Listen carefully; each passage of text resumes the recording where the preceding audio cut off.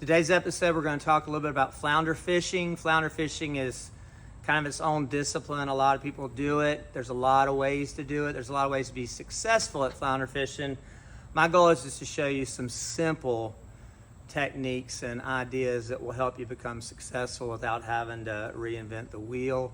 So the first thing about flounder fishing is I like to use kind of a 4,000 level reel, and you can do fine with a 3,000 level, 3,500 level, but if you get a big fish, which you can while you're flounder fishing, a big Spanish or a big red drum, that heavier reel will serve you better. I usually have 14 to 17 pound tests. Some people fish with 10 to 13 pound test. Same situation, you can land most flounder with that, but you get a big fish, it's going to break your line. You need a 6 to 7 foot long rod with a flexible tip, and because you need to feel flounder bites, they're sometimes funny and finicky in the way they bite. They don't always slam the bait, although they often do. You can spend a fortune on rods and reels, but you don't need to. You can get a pretty good rod and reel in that genre for less than $100. Of course, you can spend $400 if you want to, but I don't recommend it. The next thing I talk about is bait. There's 3 primary types of live bait. You can fish artificial bait. A lot of people do it. It's easier.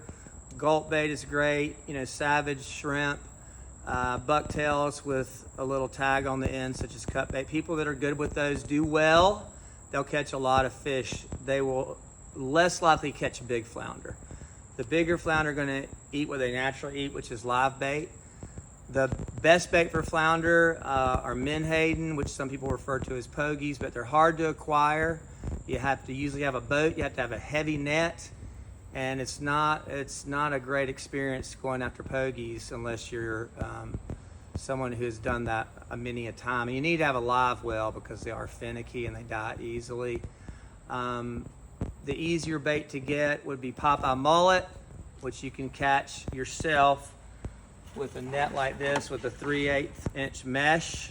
I use a 4-foot radius because I can handle this net without tearing my shoulders up, and you get it plenty enough spread.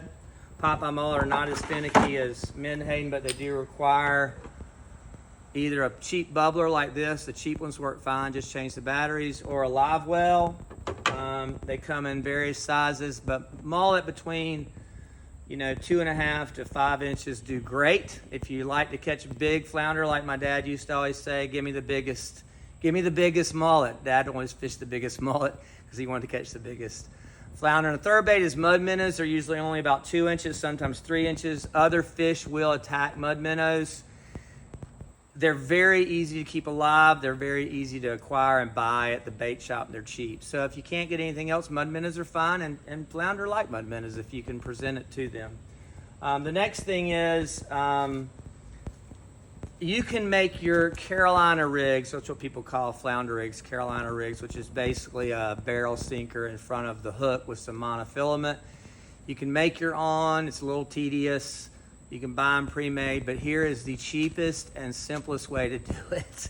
You go to the store and you get Sea Striker wide gap snailed hooks. Now they come in different sizes. The hooks themselves can be relatively big. They can be small. There's no flounder that will not, you will keep any flounder on even with that hook. But if you have bigger bait and you want to use the bigger one, it's fine. But if you put a small minnow on that, he won't swim as naturally. And so I like the mid-range size pretty much, which is about like that. And they're cheap, man. They're like, there's the price tag, $3.19 for 6 of them. So this is what I do, which is crazy easy. I take a 1 ounce barrel sinker. You could use 2 if you're in a lot of rough water. I thread this onto my line, and then I put on basically just a swivel. Swivels are small. They don't have to be very big. If you're in water where you think you might hang a big red drum, you can get bigger ones, but they hold everything. And then on the end of that, you just snap this on. It takes about 20 seconds. It takes maybe 30 seconds to tie your fisherman's knot to get this thing, this little swivel on. So the whole shooting match is, you know, whatever, 30 or 40 cents. We fish in rocky bottom, which flounder loves structure. So we use these Lindy no-slip weedless weights, and they are expensive. And so I love them if you need them, and we do need them where we fish because we like to fish structure, but don't, unless you really need them, don't get them. They're expensive. I really feel like flounder fishing is a little bit of an art form, but of all things to remember is present your bait, retrieve it slowly, stop it periodically. Don't leave it sitting indefinitely. Crabs will go after your bait. Don't go too quickly because flounder are lazy. They like for the bait to come close to them, and they like to be able to go after it with a minimum of effort.